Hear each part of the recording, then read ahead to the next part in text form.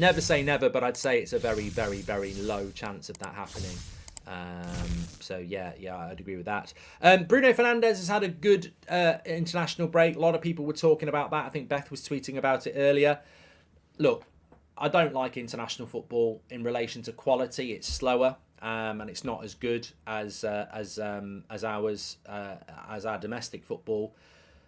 Bruno playing well for Portugal is absolutely fine, but all I think is this: Bruno Fernandes playing well for Portugal is all fine and well, but is it not just Bruno Fernandes playing football again? I mean, this guy plays for Man United and looks knackered this season. That's my problem with Bruno. I love Bruno Fernandes. I think he's so underappreciated. I think he's a fantastic player. But you know what's bothered me this season? And it's nice to talk about football for a couple of minutes.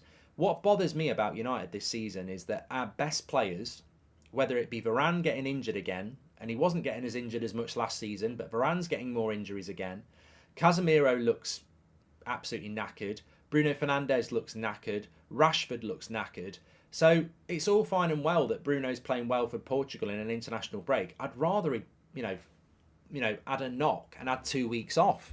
From a Man United point of view, Bruno Fernandes scoring goals for Portugal and playing well for Portugal is great if you're Portuguese or you want to watch Portugal. But I actually do think that, at some point, something needs to happen with Bruno Fernandes where he gets 2 weeks at least off football, because you look at I don't think anybody's played more football than Bruno Fernandes in the last 12 months.